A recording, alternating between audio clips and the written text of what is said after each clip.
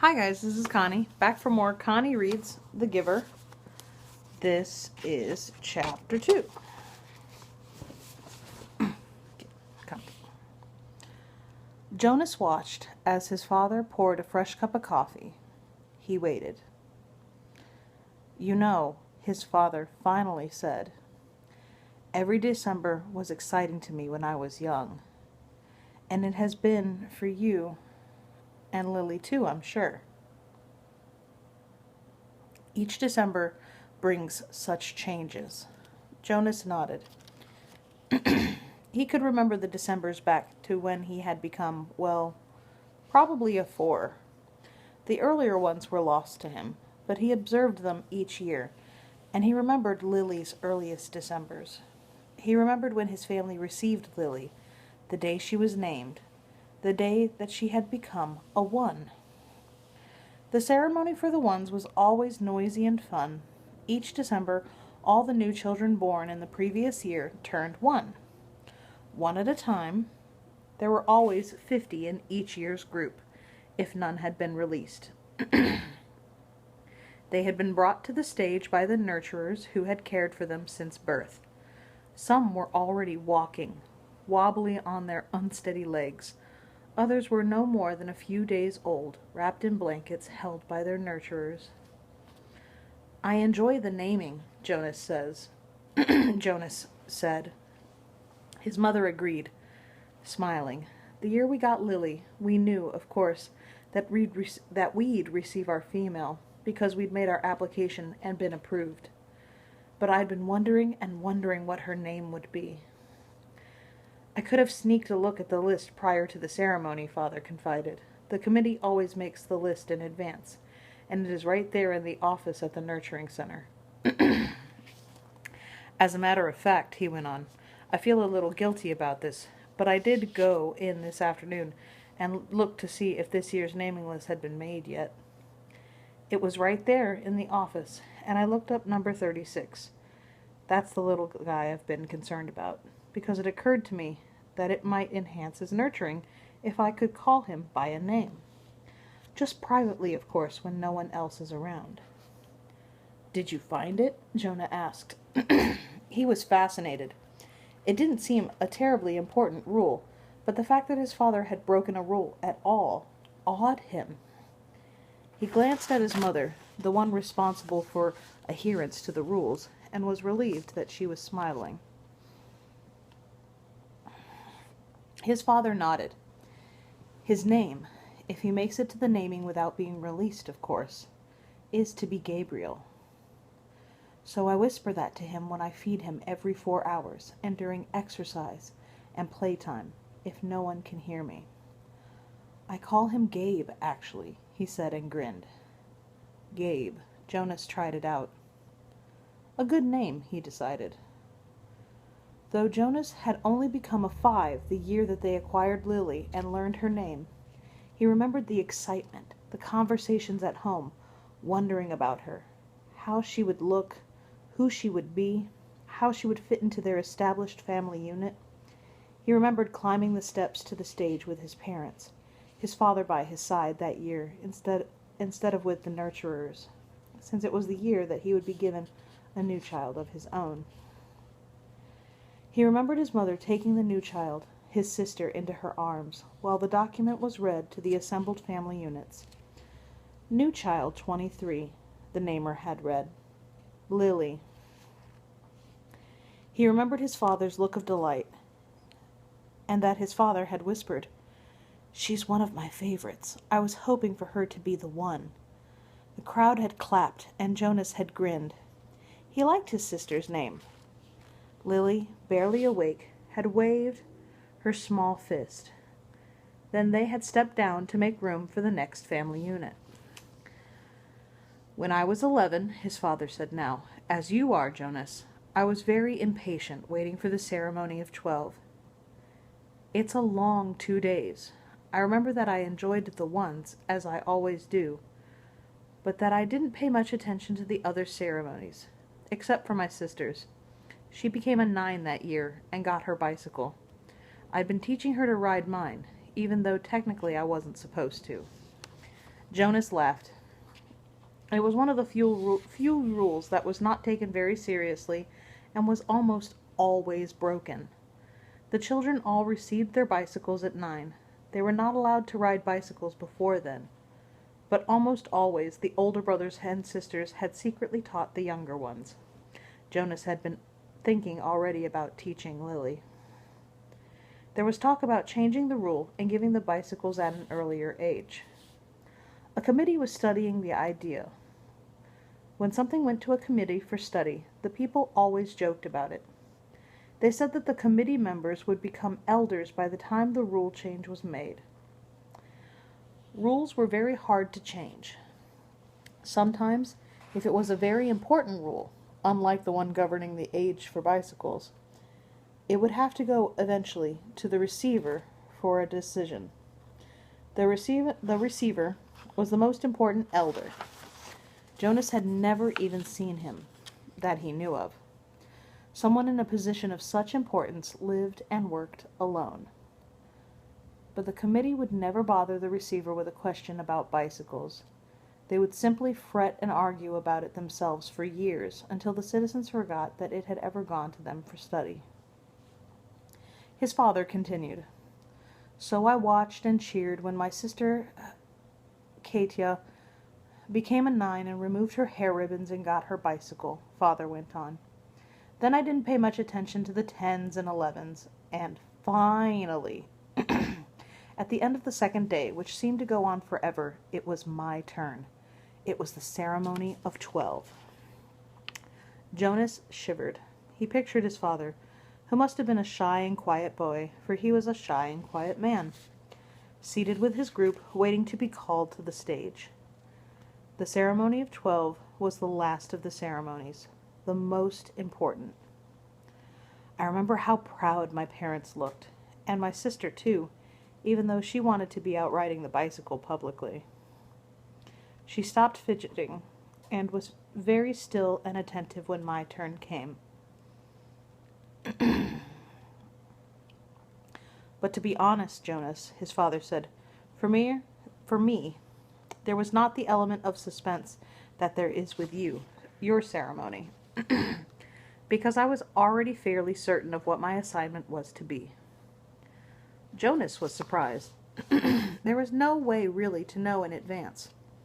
It was a secret selection made by the leaders of the community, the Committee of Elders, who took the responsibility so seriously that there were never even any jokes made about assignments. His mother seemed surprised too. How could you have known? She asked. His father smiled his gentle smile. Well, it was clear to me.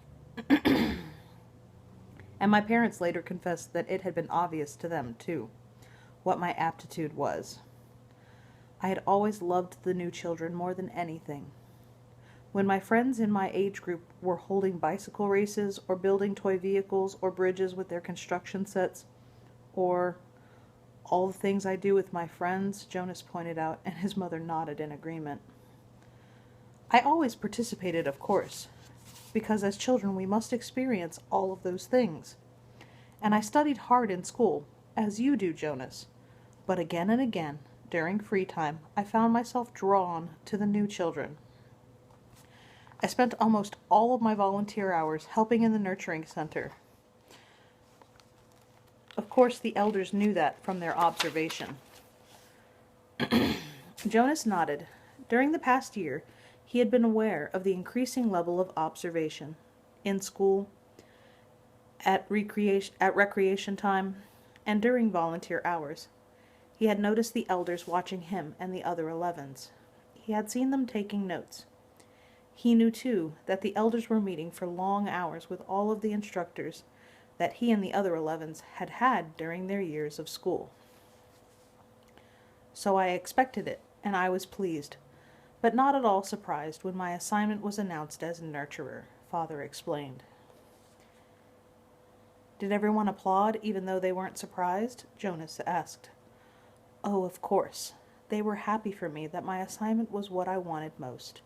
I felt very fortunate, his father smiled. Were any of the 11s disappointed your year? Jonas asked. Unlike his father, he had no idea what his assignment would be. But he knew that some would disappoint him. Though he respected his father's work, nurturer would not be his wish. And he didn't envy laborers at all. His father thought, no, I don't think so. Of course, the elders are so careful in their observations and selections. I think it's probably the most important job in our community, his mother commented.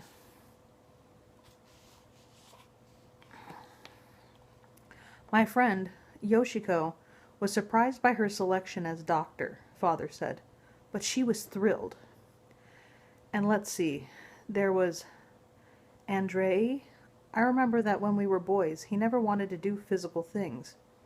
He spent all the recreation time he could with his construction set, and his volunteer hours were always on building sites. The elders knew that, of course. Andrei was given the assignment of engineer, and he was delighted. Andrei later designed the bridge that crosses the river to the west of town, Jonas's mother said. It wasn't there when we were children. There are very rarely disappointments, Jonas. I don't think you need to worry about it, his father reassured him. And if there are, you know there's an appeal process. But they all laughed about that. An appeal went to a committee for study. I worry a little about Asher's assignment, Jonas confessed. Asher's such fun, but he doesn't really have any serious interests. He makes a game out of everything. His father chuckled. You know, he said, I remember when Asher was a new child at the nurturing center, before he was named. He never cried. He giggled and laughed at everything. All of us on the staff enjoyed nurturing Asher. The elders know Asher, his mother said. They'll find exactly the right assignment for him. I don't think... halfway through the sentence. I don't think you need to worry about him. But Jonas never let me warn you about something that may not have occurred to you. I know I didn't think about it until after my ceremony of 12. What's that? Well, it's the last of the ceremonies, as you know. After 12, age isn't important. Most of us even lose track of how old we are as time passes, though the information is in the Hall of Open Records, and we could go and look it up if we wanted to. What's important is the preparation for adult life, and the training you'll receive in your assignment. I know that, Jonas said. Everyone knows that. But it means, his mother went on, that you'll move into a new group, and each of your friends will. You will no longer be spending your time with your group of 11s. After the ceremony of 12, you'll be with your assignment group, with those in training. No more volunteer hours, no more recreation hours, so your friends will no longer be as close. Jonas shook his head. Asher and I will always be friends, he said firmly, and there will still be school. That's true, his father agreed, but what your mother said is true as well. There will be changes. Good changes, though, his mother pointed out. After my ceremony of 12, I missed my childhood recreation, but when I entered my training for law and justice, I found myself with people who shared my interest. I made friends on a new level, friends of all ages. Did you still play at all after 12? Jonas asked. Occasionally, his mother replied, but it didn't seem as important to me. I did, his father said, laughing. I still do. Every day at the nurturing center, I play bounce on the knee and peekaboo and hug the teddy. He reached over and stroked Jonas's neatly trimmed hair. Fun doesn't end when you become 12. Lily appeared, wearing her night clothes in the doorway. She gave an impatient sigh. This is certainly a very long private conversation, she said. And there are certain people waiting for their comfort object.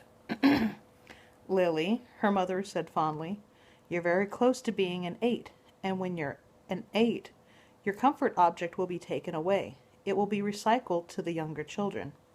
You should be starting to go off to sleep without it. But her father had already gone to the shelf and taken down the stuffed elephant which was kept there.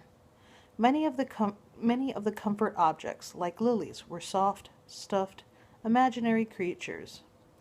Jonas's had been called a bear. Here you are, Lily Billy, he said. I'll come help you remove your hair ribbons. Jonas and his mother rolled their eyes, yet they watched affectionately as Lily and her father headed to her sleeping room with the stuffed elephant that has been given to her as her comfort object when she was born. His mother moved to her big desk and opened her briefcase. Her work never seemed to end, even when she was at home in the evening. Jonas went to his own desk and began to sort through his school papers for the evening's assignment. But his mind was still on December and the coming ceremony. Though he had been reassured by the talk with his parents, he hadn't the slightest idea what assignment the elders would be selecting for his future, or how he might feel about it when the day came. And that's the end of chapter 2. Be careful with that and enjoy, please and thank you, and I will see you for the next installment. Bye.